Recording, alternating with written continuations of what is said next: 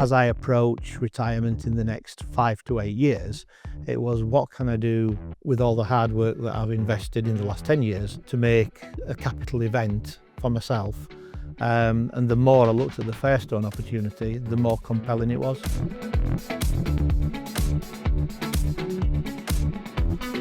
Hi, Chris Partington. I'm the principal of a new DBO practice at Fairstone. I've been in financial services 40 years now. Spent 25 years giving advice to clients as a financial advisor, and latterly spent the last 15 years helping advisors as a business coach, sales manager, sales director. My journey over the last 10 years has been looking after independent financial advisors to help them build their business and help them add value to the client relationship. We were fully aware that the business may be changing hands, and it was time to have a look at the marketplace. When I went to market to have a look around, Fairstone was the standout position in the marketplace, and it now gives us the opportunity through the DBO to start from day one on a brand new startup. The motivation is that having spent the last 10 years helping advisors build a more proficient, profitable model for themselves, the time has come to actually look inwards a little bit and take the opportunity to build something not only for myself but for the advisors, so that we can all take some growth away from the opportunity in some business. The support that's been available has been nothing but fantastic.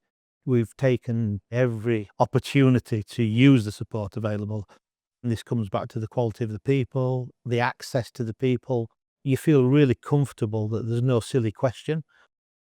You feel very comfortable with the people that you can ask almost anything within reason that you would want to ask in order to be informed and confident to make the business decisions to move forward with the organisation. It's been 100% positive right from day one. I can't think of a single moment where a phone call ended and I'd got any kind of doubt in my mind. Out there in the marketplace, there's a lot of smaller businesses that don't have a clearly defined track to run on, and they seem to ricochet from situation to situation.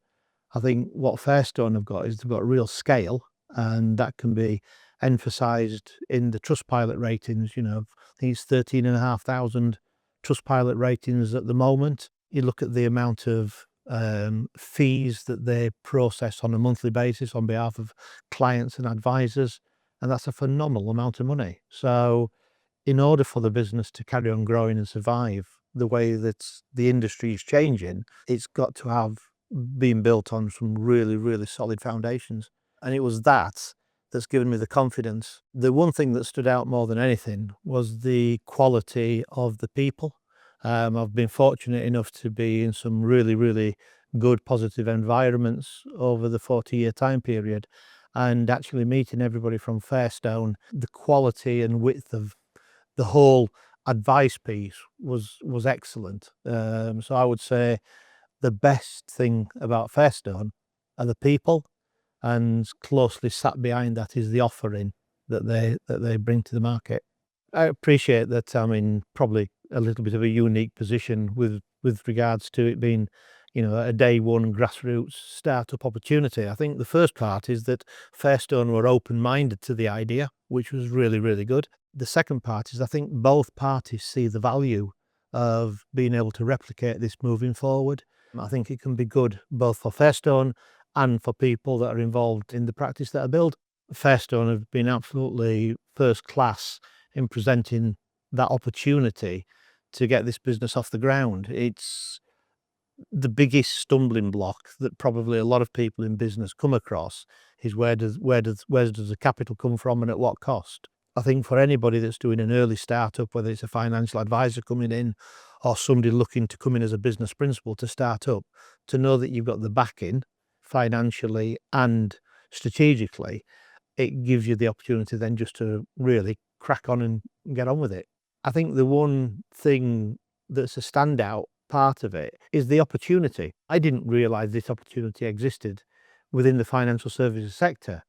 It's a great opportunity, but unless you explore these opportunities, we just don't know what's out there in the marketplace. So to get to where we are today, with all the strategic backing, the compliance backing, the technology backing, and the financial backing, it just puts us in a great start to be extremely successful. The early steps is to start to get some real traction in the marketplace. I've got a first year business plan where we're looking to have 9 advisors on board by the end of the first year.